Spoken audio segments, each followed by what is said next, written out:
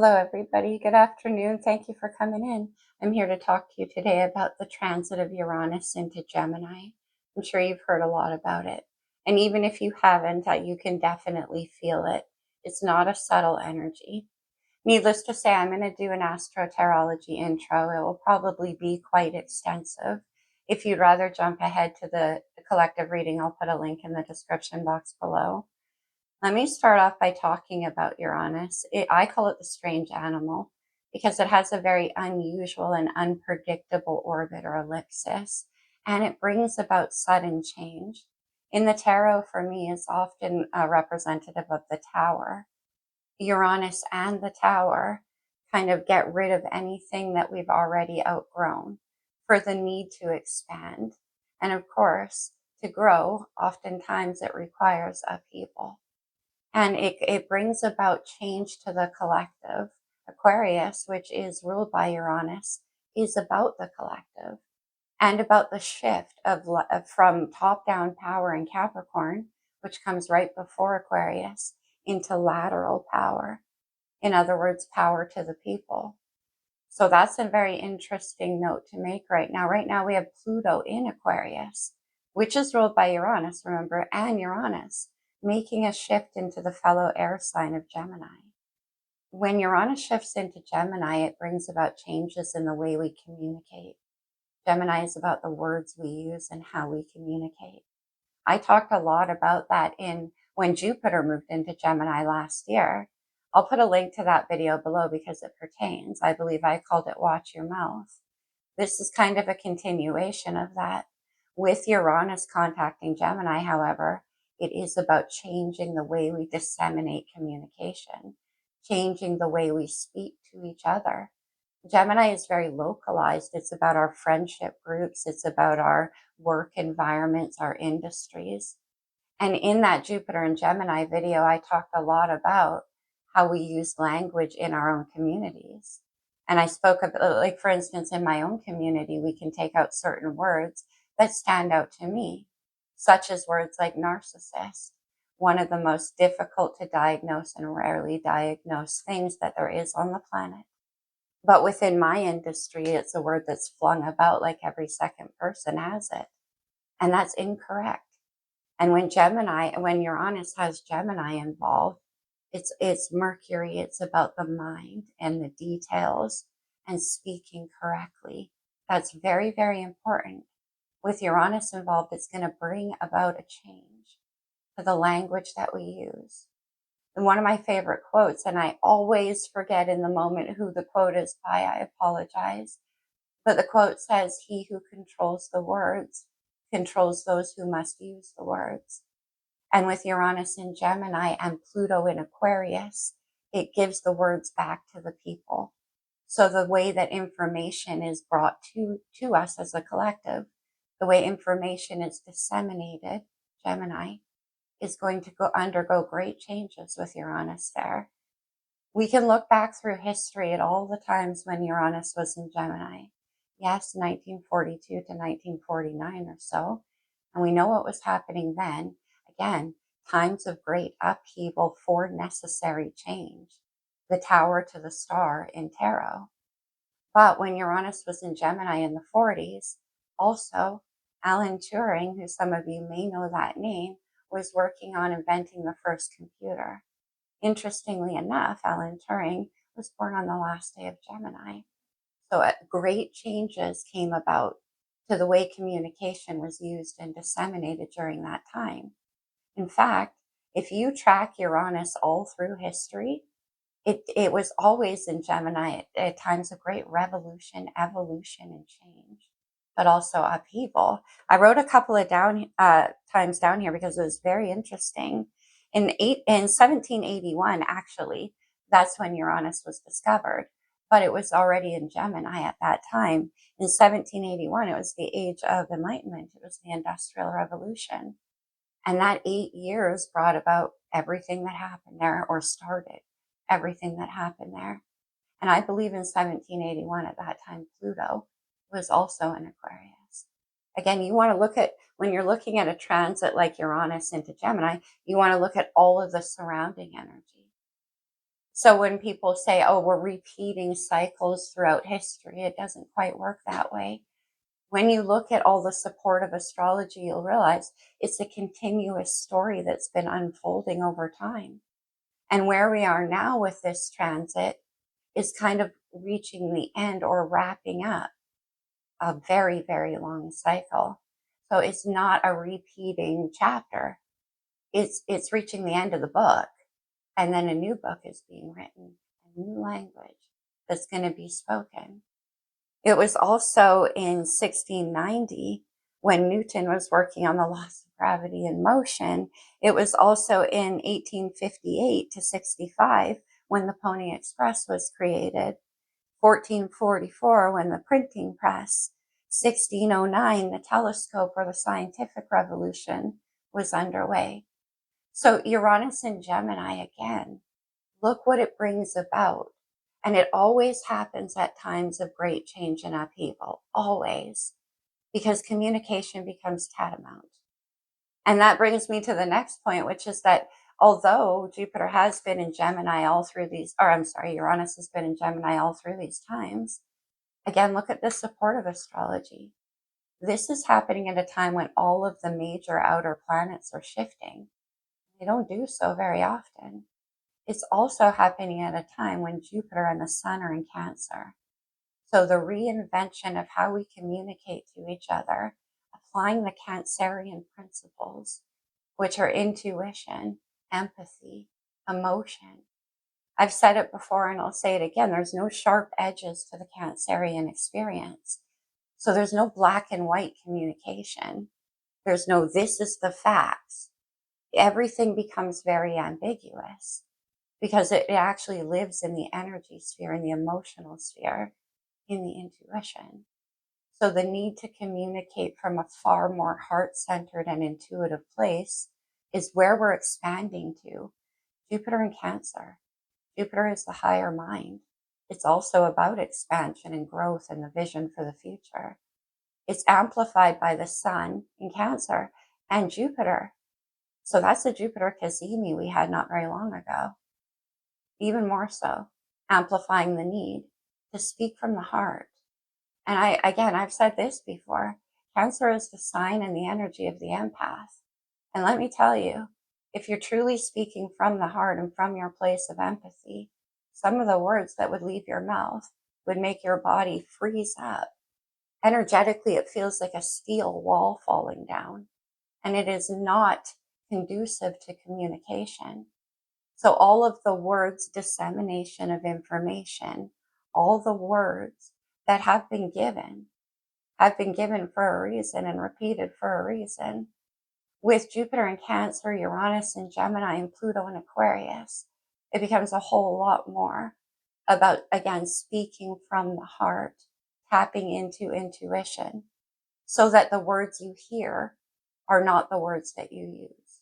That's going to become very important, especially as we move forward. All right, you guys, I think that's what I wanted to say. In November, Uranus will briefly revisit Taurus. Now, Taurus is all about traditions. This is how we do it, the structures that we follow, things like government organizations and news organizations, changing the language and returning it to the people. Aquarius, power to the people, and revolution. That has a big part to do with this. But always keep in mind through this that we have that amplified energy of intuition and empathy. All right, my friends, let's get into the collective reading. It's still a general reading, so you're not going to resonate with everything that I say as usual. Just take what does as it does, if it does, and leave the rest behind. If you're interested in booking a private reading with me, there's a link in the description box below. From the Sacred Rebels, let's see what the overall energy is. Oh, I love this. What you want wants you. I love a couple of things about this. For one, it's number 16, which is the number of the Tower in the Major Arcana, Aquarius energy. But see that spiral of energy unfolding behind her? That refers to how things unfold over time. Spirals of manifestation. It's not a circle, it's a spiral. So It may feel like you're reliving or relearning the same pattern over and over. There's no such thing as a pattern because everything moves. You can't repeat things. And that's what that card is saying. But what you want wants you. So staying true to your heart and knowing that that's going to attract it in. Okay. On the bottom of the deck, one of my favorites. This is what I was talking about too. We have Heaven Sent. This is number 33 in this deck, which always brings to mind the Empress because of the threes. But this is receiving guidance from the intuition. Heaven sent messages. And you can't do that if you're all caught up, Mercury, Gemini, if you're all caught up in the mind. But this can also be something being brought to you that you've been trying to attract in. Let's see where this goes. Let's get a wisdom of the Oracle.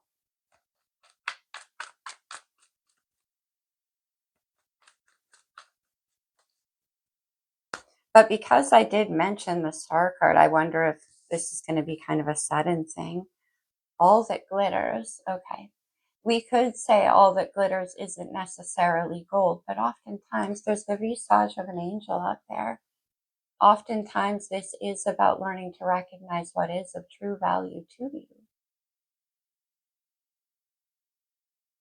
And then on the bottom, that's number 16 as well. Interesting. Star, all that glitters.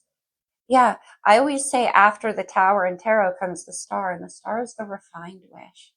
It's what's true, what you truly want, not the illusions which drop away with the Tower. Interesting. But anyway, on the bottom of the deck, we have here and now, and there's a crossroads there, past and the future, and the need to make a decision. Okay. I'll do more astrology at the end. Let's use the lights here. Let's see the recent past for you.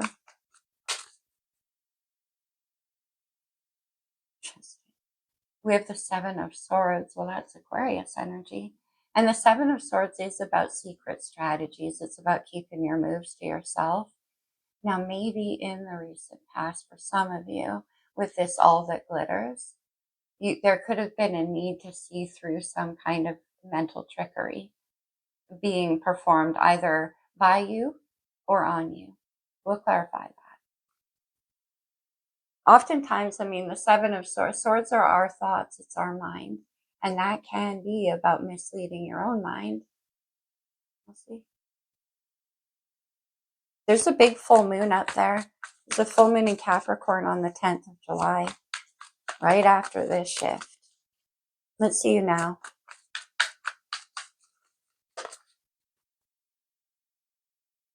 Oh, beautiful Cancer energy with the Queen of Cups.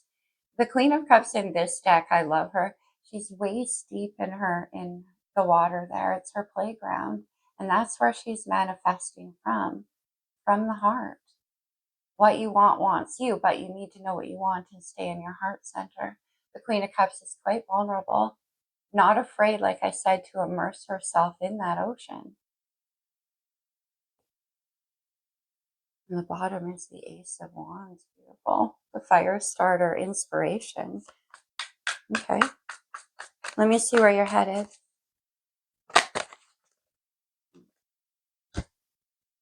I'm going to put it back in because it didn't really want to come out, which so much suits the card. It's the Hanged Man, Pisces Major Arcana. The Hanged Man is a complete shift in perspective. I mean, literally things have been turned on their head, and this is seeing the world a whole other way. With the Seven of Swords and the All That Glitters, maybe in the past, there was, like for you, a belief that tangible things would lead you to a sense of happiness. But that was misleading. Could have been. But the Hanged Man, like I said, his feet aren't even touching the ground. He's seeing the world a whole other way now. Heaven sent. Messages coming from an unusual place. Let me see the energy around you. This could be somebody else. Could be a furthering of this action here. Oh, wow. Oh, my gosh. This is so interesting. We have Judgment, Sagittarius and Scorpio energy. And it came out with the Hermit. Look at this, 3 major arcana in a row. The Hermit is Virgo. Right now we have the North and South node in Pisces and Virgo showing up here. That's our destined trajectory. It's our soul's destined path. Now, Judgment is about death and rebirth. It's about making a decision to leave the past in the past. Look at how her soul is rising up out of her body there. And the Hermit's about spiritual wisdom.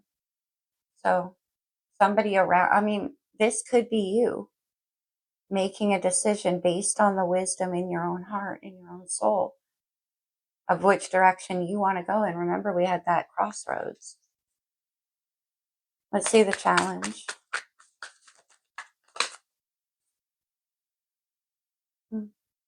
The 7 of Pentacles, Earth energy. And remember, when 7 of Swords, 7 of Pentacles, that's kind of interesting. In the recent past, you could have, like I said, been investing in something that turned out to not really hold ground. Or you could be afraid of fool's gold again. That's about making invested plans. Okay, let me see a potential outcome. It's going to be interesting to clarify. 7 swords in the past, 7 pentacles in the challenge. Oh, wow, there she is.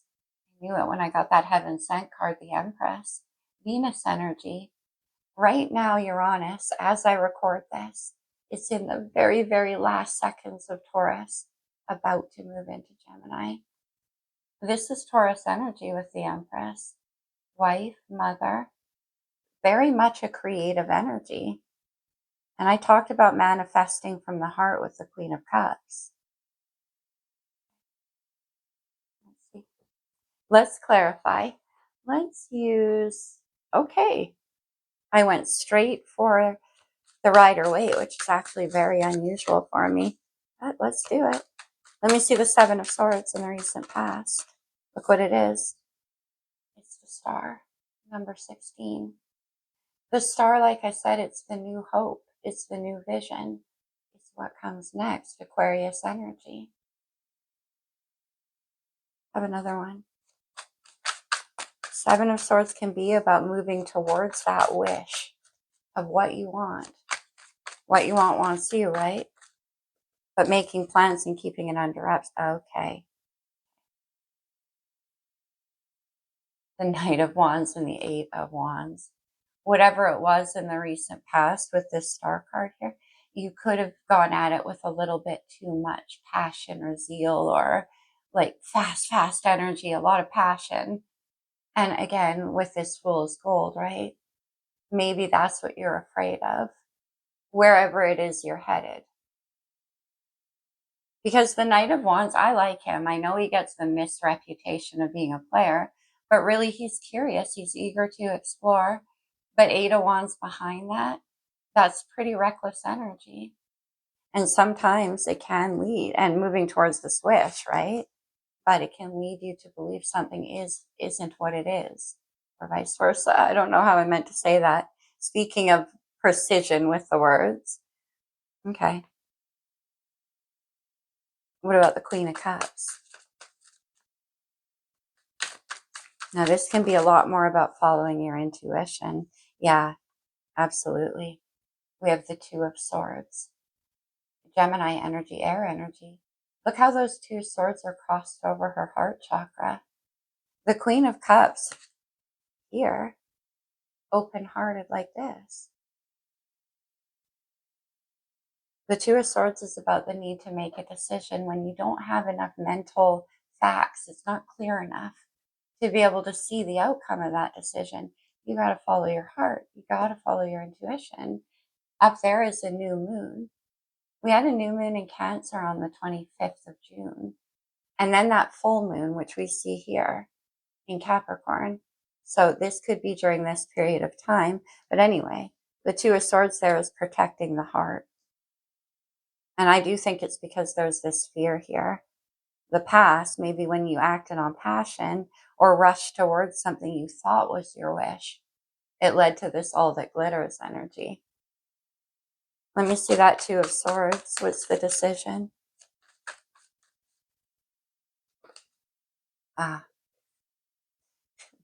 It's Mr. King of Swords, and I always laugh when the Queen of Cups and the King of Swords show up together. They're such an unlikely duo, but one of my favorites.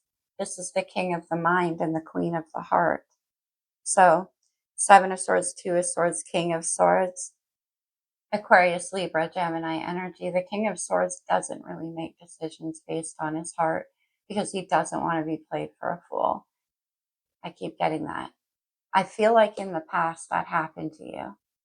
And maybe you were overcome by passion, yours or somebody else's.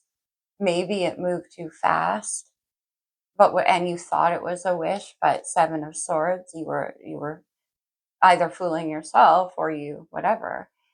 The King of Swords here doesn't want to make decisions unless he can see all of the facts, the Two of Swords there. So let me see the Hanged Man.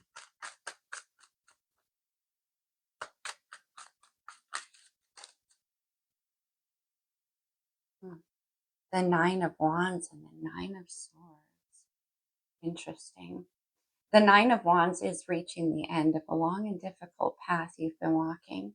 By the time you get to the Nine of Wands, you're pretty exhausted. It's been a hard fight. They call him the Wounded Warrior for a reason. It takes a lot of passion to fight that fight. And then we have the Nine of Swords. Stress, anxiety, staying up all night, being worried about controlling things that are out of your control. And that is the King of Swords here. But with the Hanged Man, it's like there's a need to shift your perspective on something. Let me see that Nine of Wands. Nine of Wands, Nine of Swords. Well, we have Seven Swords here and Two Swords here. That's Nine of Swords. So whatever decision you're needing to make here is what is weighing you down. We have the Six of Pentacles. Interesting. Earth energy, all that glitters. Let me get one more there. The Six of Pentacles is a card about equal give and take. It's about balance. Let me see. Energetic reciprocity. Oh, equal. We have the Two of Cups. Venus and Cancer energy. This is my soulmate card. I call it my heart to heart and eye to eye. The Two of Cups is partnership. Heaven sent. And what you want wants you. Interesting. On the bottom is Temperance. That's Archangel Michael. That's the soulmate angel. Remixing those two cups. Performing the delicate balance behind the scenes to bring together two very unlikely things like the King of Swords and the Queen of Cups here.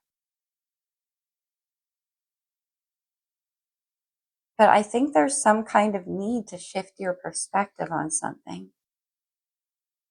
Can I have one more with that Six of Pentacles? Just one more. Okay. The Knight of Cups.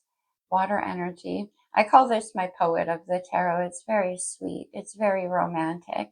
And this can be about you wanting to make an offer here. Again, to work together with somebody. It could be romantic.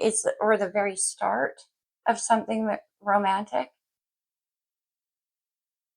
And I do think you want to make some kind of offer here, but you're holding back. And I believe it's out of fear of this all that glitters.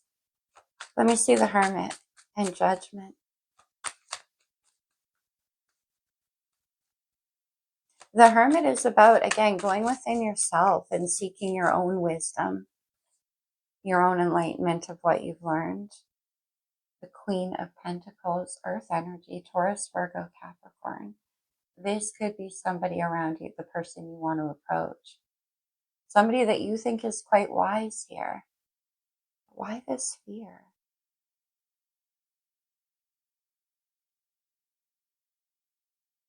One more with the Queen of Pentacles.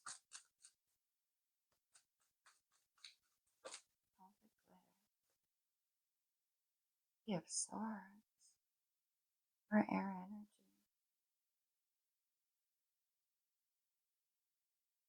Yeah, with the Three of Swords, the Queen of Pentacles, and the Hermit. Judgment. Yeah, you want to do what's best for you. Three of Swords is memories of heartbreaking experiences from the past.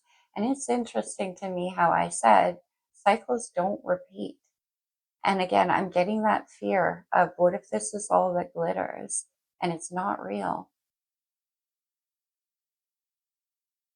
Okay. The Queen of Pentacles does what's best for her.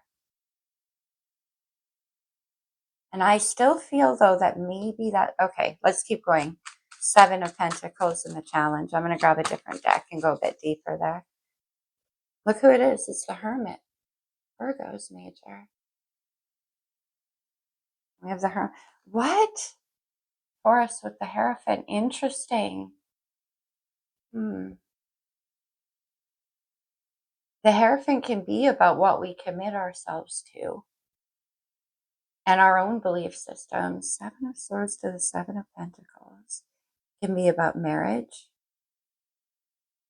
What you want wants you. Okay, let me have one more with the Hierophant and the Seven of Pentacles. Get the Seven of Pentacles again. And then the Eight of Pentacles, which is about putting in further investment.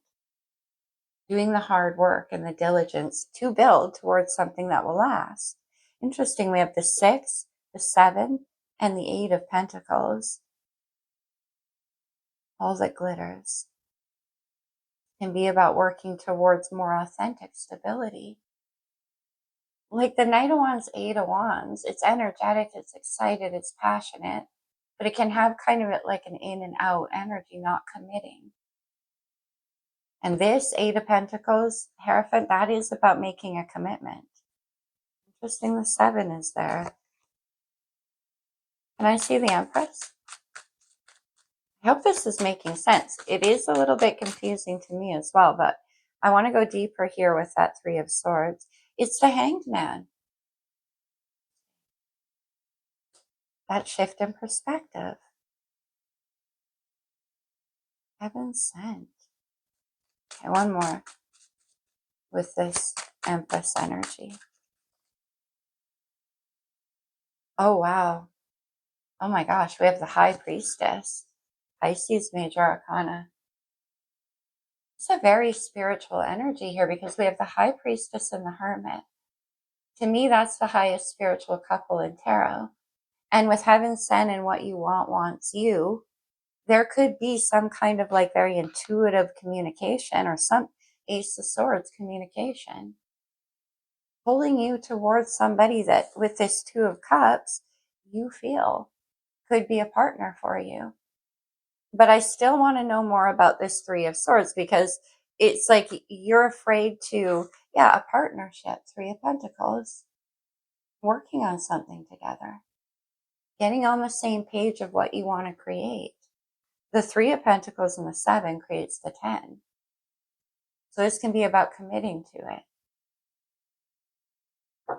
But I want to see more about this Three of Swords. Let me see the pulp. Oh, what? The Four of Swords. Now, the Four of Swords obviously comes after the Three, and that's where heartbreaking memories from the past get fully integrated. It's not enough to just acknowledge them. You have to integrate them. You have to allow that wisdom to settle in. And with the Queen of Pentacles too, and the Hermit, that is about gaining the wisdom. Can I see that Three of Swords? Now we have the King of Wands. Who are we missing? King of Wands, King of Swords, Queen of Pentacles. This Knight here, the Knight of Wands here, becomes the King of Wands. Remember what I said about the Knight of Wands? You can be a little bit in and out and not that committed. The King of Wands knows exactly what he wants. This is my favorite King of Wands. Look at him standing up there on the hill. I always say that that wand that he's holding is his own fire, his own passion leading him. And when he wants what he wants, he has the courage to go after it. Confidence. What he's looking out over here is buildings that are burning to the ground. That's like the tower. What wasn't meant to stand. So this is you having the confidence. Okay, well, that does tell me that it could be somebody from your past that you're leaving behind. For some of you, where there is this source of heartbreak, judgment, to leave that behind. Because there's an Empress here. And that's who you're moving towards. The Page of Cups and the Page of Swords. This is, again, there's a fear. There's a shyness. These are both cards about new communication. Somebody possibly that you have your eye on. We have Gemini with the Page of Swords there. And I knew we were going to see the King of Cups. The only one missing is the King of Pentacles. And we have this making the solid investment. For some of you, there could be children with these two pages involved as well. And the Empress. Can I see one more there? What communication? Eight of Cups. The Eight of Cups is my emotional pilgrimage card. It's all about having the courage to go after the whole picture. The Ten of Cups. What's missing there? The Two of Cups. And that is in the upcoming actions of what you want to take. I don't know what you're leaving behind, but it seems to be some kind of heartbreak from the past. Where maybe, like I said, all that glitters, you were misled there. Can I have one more with that Eight of Cups? Judgment. Interesting. In this Judgment card in particular, there is a big time rebirth quality. That hand reaching up out of the soil. It is, again, about leaving the past in the past and new beginnings. One more. But also the need to make a decision.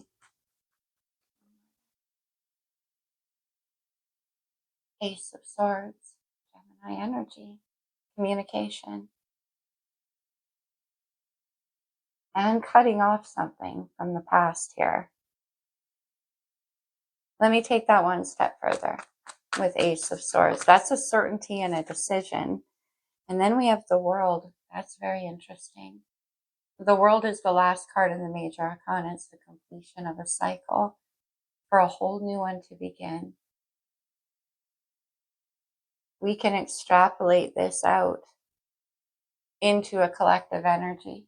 Because it does apply, of course, especially with the majors there. We have judgment and rebirth, a truth, and then the end of a cycle.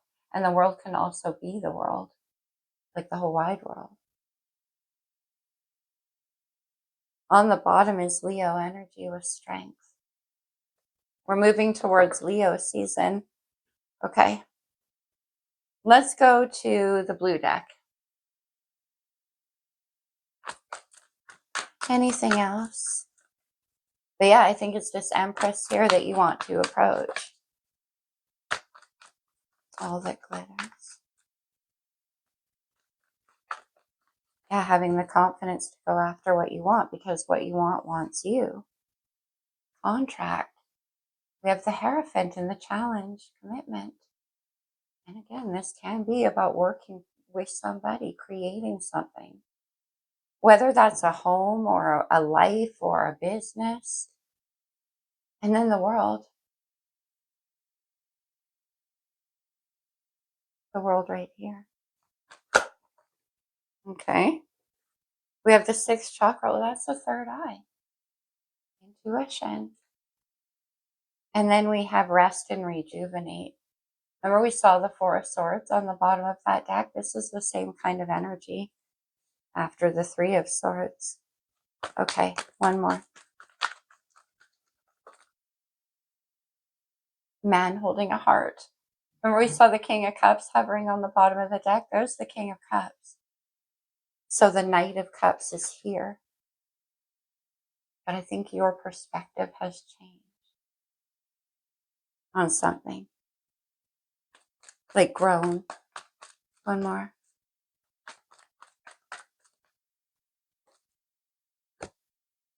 And then the door to romance, exactly. Knight of Cups.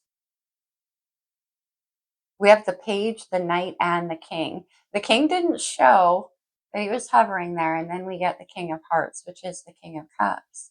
Very heart-centered energy. So we do have you moving, male or female, through all of these phases here. The King of Swords, the King of the Mind, to the King of Wands, the King of Passion and Action, going for what you want. And then the King of Cups, heart-centered, a heart-centered future. Interesting. Okay, what do we want to do? Yeah, I'll get you a romance angel if you're resonating with this in a romantic way. For many of you, I mean, door to romance, it says. I was going to say, I mean, I'm getting love and work vibes here. Okay, from the romance angels. Attraction, you attract romantic love by enjoying this moment fully. What you want wants you. Okay. Finances and career. Financial issues are a factor in your love life right now. We have this, all that glitters, and putting in work. So for some of you, you could be working on your own stability right now too, or working together. Oh, what? I just noticed door to romance is number 33. So is Heaven Sent. And we saw Archangel Michael. Interesting. Oh yeah, we have children on the bottom of the deck. Children could be affecting this situation. You could have children involved for some of you. Okay. Let's get you a couple from the talisman. What time are we at? Oh, it is getting long. All right, I'll just get a couple. Consider these to be like power words you can take away from the reading with you if they resonate. And I hope some of this reading did resonate for you. I hope it was helpful in some way. Oh my gosh, no, not those three, just these three. I hope it was helpful for you in some way. Remember, not everything I say is going to fit. We have destiny. That's the wheel. We have rebirth all over this reading. And then we have willpower. 3 of Swords, 4 of Swords. Actually, we saw the Strength card too. Okay. Getting what you want. I do want one more. Navigation and then safe travel. So for some of you, this could be actually about travel. We have the world here. The whole wide world. I mean, that's the only card about travel that I see, but we do have the world twice. So for some of you, it can involve travel. Okay. Let's actually just, do we want astrology? Okay. This could be astrological energy in your chart and somebody around you, or just overall influencing the situation. Okay, that's enough. Oh, wow. We have the ascendant, the entrance, the first house, the beginning of the new experience. It's also, in this deck, they call it the entrance. We have Scorpio energy. We have Cancer energy. And then we have Jupiter. Jupiter in Cancer. The expansion of the heart. Amazing. You could have those energies in your chart. You could be. Interesting enough, though, I'll just mention this really quickly. Uranus moves back into Taurus briefly on November the 8th, which is Scorpio season. We do have Scorpio here. All right, let me close this off with one card from the Lover's Oracle. These can come out as advice, which isn't really what I do, so take it only as it resonates. Imagine all unwanted thoughts dissolving into light, creating room for new opportunities and new possibilities for your life. Remember that 9 of Swords, 2 of Swords, the all that glitters. Okay. You instinctively know what is right for you, and you have the power to say no or walk away at any time. So no need for that fear. And last one. When you pass from this world, you take nothing with you but your soul. and the memories that you've shared with those that you love.